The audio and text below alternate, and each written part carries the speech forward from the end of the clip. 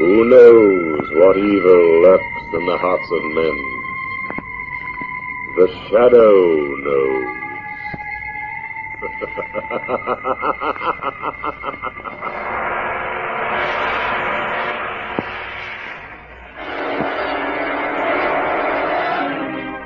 Once again, we bring you the thrilling adventures of The Shadow, the hard and relentless fight of one man against the forces of evil. These dramatizations are designed to prove to old and young alike that crime does not pay.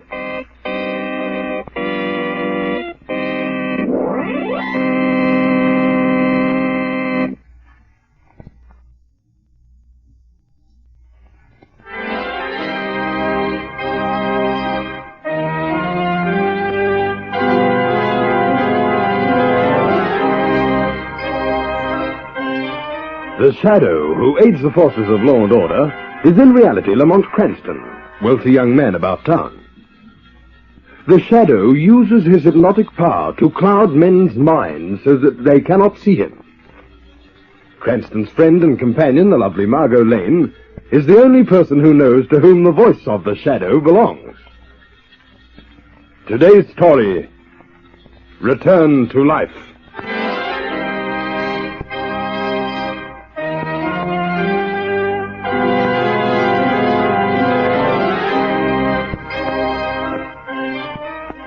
My name is Henry Rexall. I want to tell you of an experience I'll never forget as long as I live. And I'm sure you'll never forget it either. The wind is moaning faintly through the dense foliage on top of lonely Hurricane Hill. Like a brooding giant, the hill towers over the vast stretch of land below, where sleep the dead in Cedarwood Cemetery. Perched precariously near the apex of Hurricane Hill is my small home. The mournful peal of the bells in the deserted chapel in Cedarwood Cemetery drifts upward to me on the night air. Suddenly the headlamps of my car pierce the blackness of the night. My racing engine thunders in the silence. I turn into the driveway of my little home. A faint, eerie mist drifts in from the open sea, casting a veil over a pale moon. I alight from my car, gather my overcoat about me. I start towards the rear door of my home. Suddenly from the foliage, a figure appears. A figure with a countenance of death and the look of the departed. The figure speaks. Henry Rexall. Henry Rexall. What? What was that? Don't you recognize me, Henry? Who is it? Who's speaking? One who was very close to you. I know the voice, but... No. It can't be. It's impossible. Yes, Henry. It's your cousin, John Ledway. What? You? Oh, but my cousin is dead. He was buried 4 years ago. Yes, Henry. I'm dead. And I was buried 4 years ago. But I have been called from my grave. Called from your grave? I don't understand. There is a new force in the world. A man with the power to raise the dead. I am only the first of many who will walk the earth for all eternity. For all eternity? Walk the earth forever. No! Do you recognize me now, cousin? Yes. Yes, you are my cousin, John Ledway. Go back! Oh, go back to your grave! Back to your rest! No, Henry. That I can never do again. I must walk the earth for all eternity. Oh, don't come near me! Go away! Oh, go away! Oh!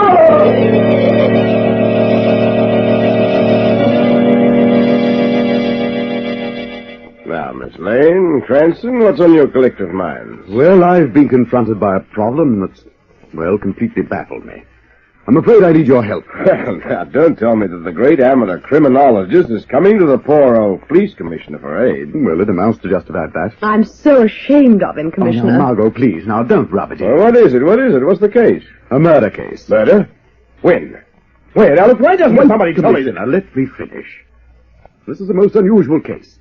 Now, if you're going to be of help to me, I want the calm, cool West and the master sleuth. All right. I'm calm. Well, tell him about it, Lamont. Well, the scene of the crime is a deserted sandpit. Yes? Stretched out in front of the pit is the body of a man. In his hand is a revolver. Beside him is an empty poison bottle. Around his neck is a hangman's noose.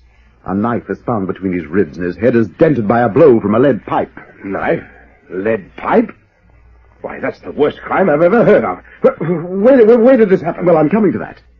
Now, first, will you promise to help me solve it? Yes, of course, that's my job, man. Come on, tell me, where did this happen? In this picture magazine. Well, of course, then I'll get my... What? That magazine? Yes, Commissioner. You've seen those photo crimes they publish. You mean... Cranston, I ought to throw you out of here on your ear.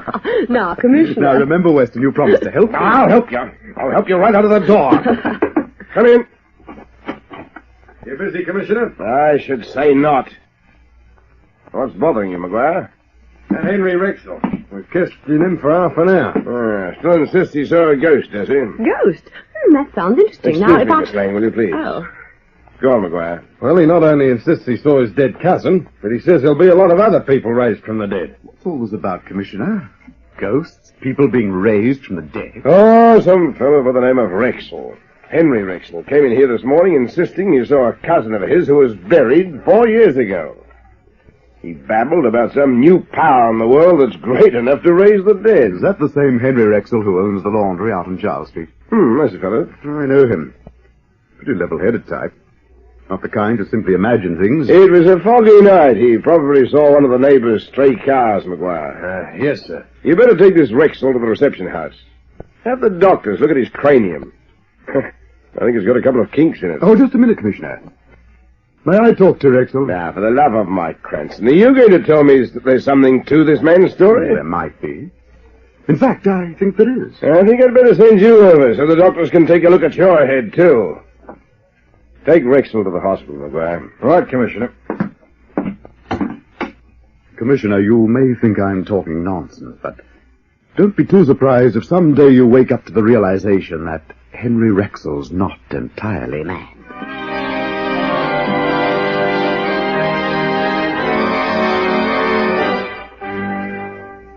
Henry Rexel, I want to talk to you. What? Who's speaking? Don't be alarmed. I'm here to help you. Who are you? I am the Shadow. The Shadow? But where are you speaking from? I'm right here in your hospital room. I don't see you. Is this some trick to prove me demented? No man has ever seen the Shadow, Rexel. I cloud men's minds so that they cannot see me. Why do you come here to me? I want you to tell me about your dead cousin. No, I won't talk about that. You must if I'm to help you. How do I know this is not a trick? You don't. You just have to trust me. Well? All right, I'll tell. Good. First of all, have you any enemies who wish to harm you? No, not that I know of. Besides, I'm certain that was my cousin. Then, if this is your cousin, how is it possible for him to return to life? No, I can't tell you. I don't know what power is loose in the world. It might destroy me if I talk. Well, just tell me this. Why are you so certain that it was your cousin you saw? I'm positive. I saw his face. And there's no doubt in your mind about his identity? None whatever. This is an amazing statement you make, Rexel. I don't doubt your sincerity. I'm sure there's something to what you say. I hope the Shadow can find an answer.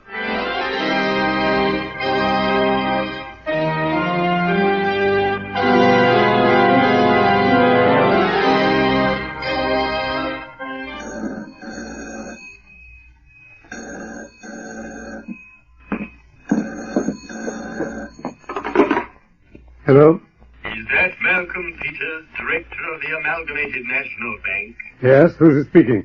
You're Your nephew was killed in a car accident 6 years ago. Well? The voice you hear now has the power to raise the dead from their earthly rest. What an outrageous statement. So, Mr. Peters, you think it outrageous, eh?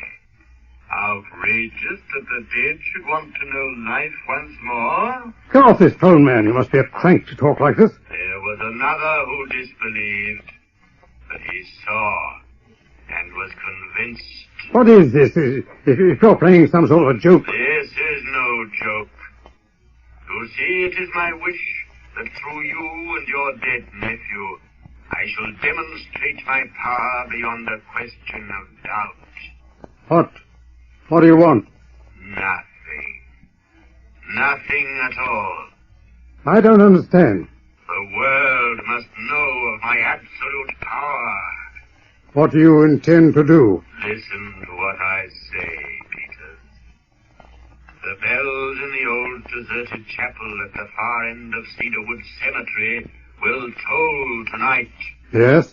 At precisely that moment, your nephew will rise from his grave. What?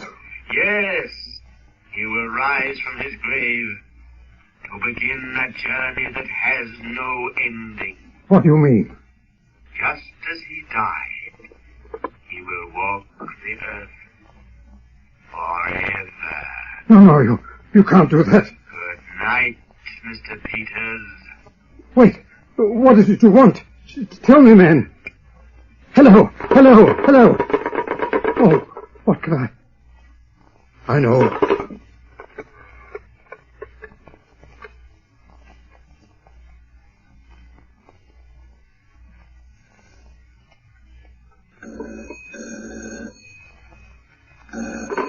Hello? Hello, Lamont. Yes? This is Malcolm Peters. Oh, hello, Malcolm. How are you? Listen, Lamont. I've got to see you right away. Why, something wrong? I've just received the most horrible threat a man could possibly receive. Threat? Yes. Tell me, Malcolm, what's it all about? Well, a mysterious voice on the telephone just informed me that tonight my nephew is to be raised from the dead.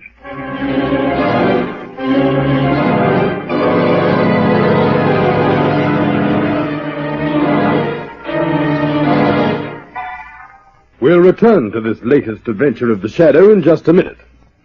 But first, your announcer.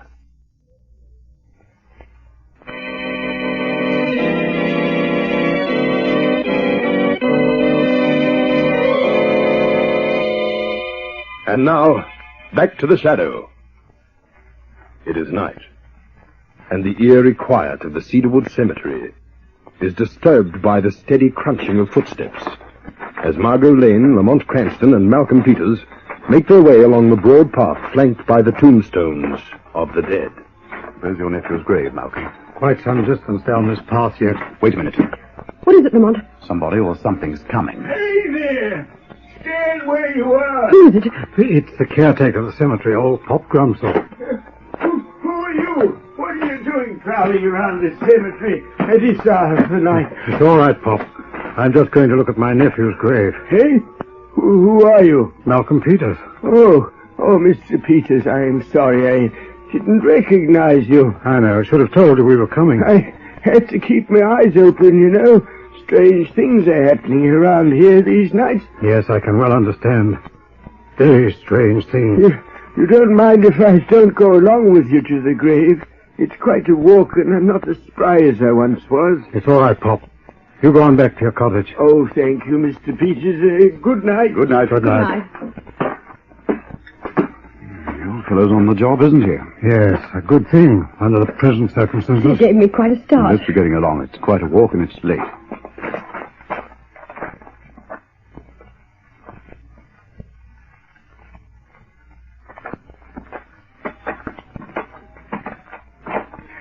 Here we are. The grave just behind that statue of the Black Angel. Come along, Cranston. Right. Cranston! Look!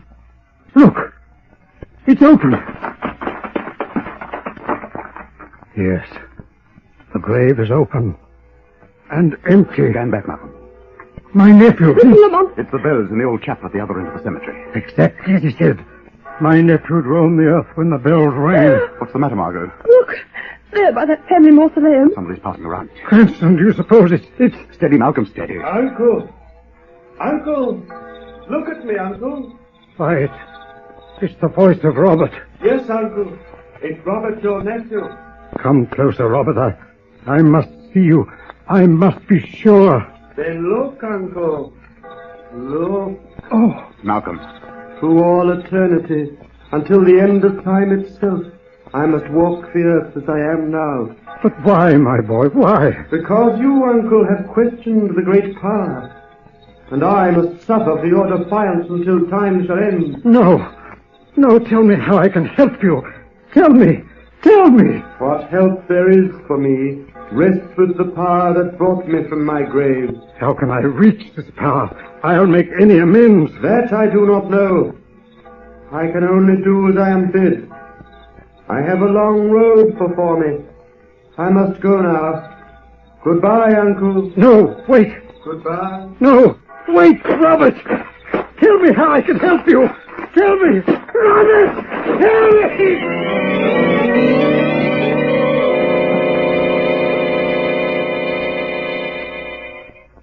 But I tell you, Mr. Matheson, there was nothing else I could do. Who'd believe the dead could be raised from the grave? Weston, the state government have used this matter very seriously. You could have at least have conducted a routine investigation. I hardly think that would have helped much at the time, Mr. Matheson. The case was too young. Cranston, you were at the cemetery with Malcolm Peters. What about this old church at the far end of the ground? I found nothing of importance there. Nothing but broken walls and a very shaky belfry. Of course, I haven't... Excuse me, gentlemen. Yes, certainly. Hello? Robert Matheson. Yes? I believe the government is somewhat disturbed by recent events, eh? Who's speaking? You foolishly seek to destroy. What? Just a minute, quiet. Oh, sorry. What was that you said? Never mind. The important thing is what I'm going to say now. Go on. If you persist in your efforts to interfere with my plans, I will raise the entire dead population of this city. I will make them walk the earth and carry the pains and mourns of death for all time. The entire dead?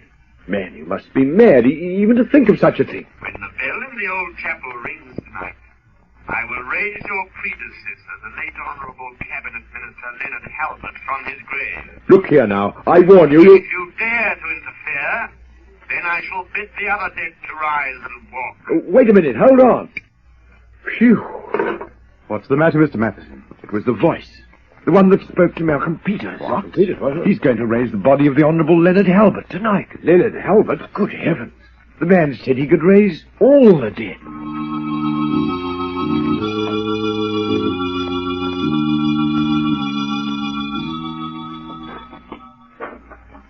Keep well over to the side, Margot.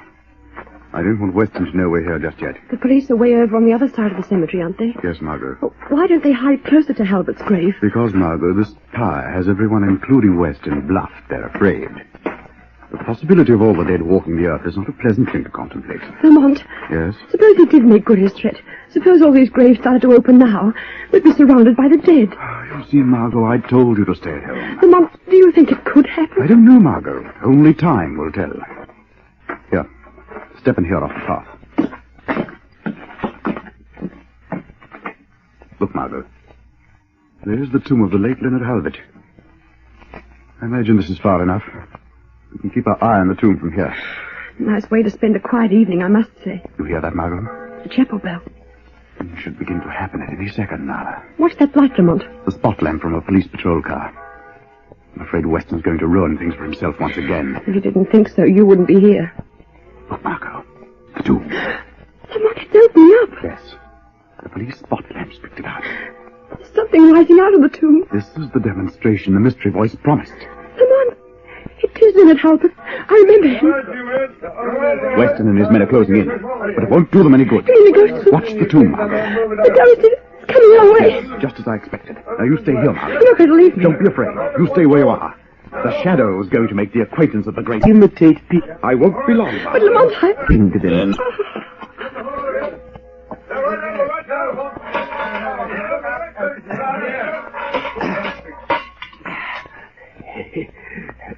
Stupid fools. They'll never find me in this mausoleum. This ought to teach them a lesson. No doubt it will. But perhaps you must be taught a lesson, too. Oh, the voices. I can hear the voices again. What's that? You can hear the voices again? Yes. Oh, they visit with me from time to time. They're my friends. They often tell me what to do in carrying out my great plan. But you're a new voice. I don't remember you. I am the voice from the shadow. Voice from the shadows. Yes, you're a new one. What do you want with me? Grumsel, I want you to tell me what this great plan of yours is. There's no reason why I can't tell you, voice. You see, the dead are my companions, my friends, and through them I can become all-powerful. How, Grumsel? How? By simply attacking the living through fear. Fear of what lies beyond the grave. For years I waited for the time to strike. Studied voices, mannerisms, characteristics, so that I could imitate people even after death has claimed them. Then that accounts for your clever impersonations of John Ladway and Malcolm Peters' nephew, Robert. Yes. That's right. One more question. Where did you get the death mask of the late Leonard Halbert, which you are wearing? Perfect, isn't it? In every respect. I see you admire true artistry. Well, voice, I made it, as I made all the other masks. In my youth, I was one of the greatest wax figure artists in all Europe. It appears you've lost little of your skill. Thank you. You and I shall be close friends. As a matter of fact, you, from your position in the shadows, can be of great aid to me in directing my course of activity. I'll do my best to help you, Grumsel. I'm tired. I should rest, perhaps, but I haven't the time. So, voice, I shall rely on you for help and advice. Grumsel, I will help you. I'm going to open the door of this mausoleum and turn you over to men who will place you in an institution where you will receive the attention you need. A place where your sick, distorted mind will have a chance to heal. You've delved into a medium that is not man's to enter.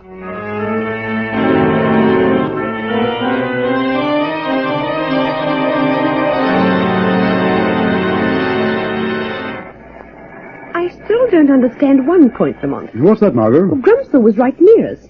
How could he ring the chapel bell at the same moment? Oh, well, that was simple enough. He had a long, thin wire attached to the bell hammer. It was so thin he could play it out like a piece of thread. I imagine that Commissioner Weston is convinced by this time that Henry Rexell's sanity is not affected.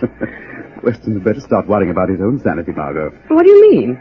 Well, when I left headquarters this morning, he had a dummy stretched out on the floor with a revolver in his hand, a knife in his ribs, a poison bottle in it. Oh, Lamont, is he still trying to solve that photo crime? He's trying to solve it. Just as I left, I heard it rumored that Weston had posted a notice on the bulletin board stating that the first man who brings him a clue to the murderer's identity will be promoted to sergeant.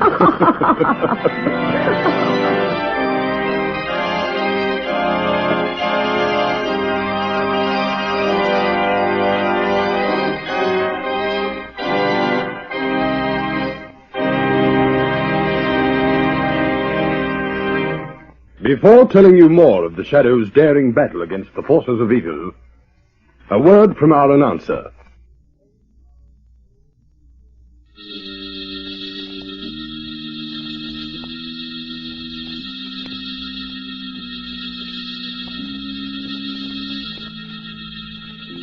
Next week, same time, same station, we'll bring you another story in the Shadow's daring battle against the forces of evil.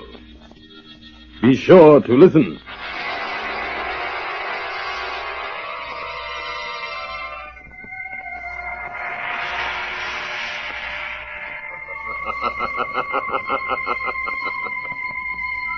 As you sow evil, so shall you reap evil.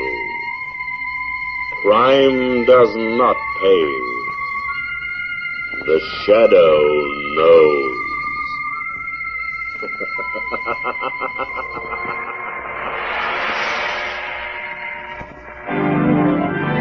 This feature is produced by Rex Johnston of Grace Gibson Radio Productions. A masterpiece of suspense.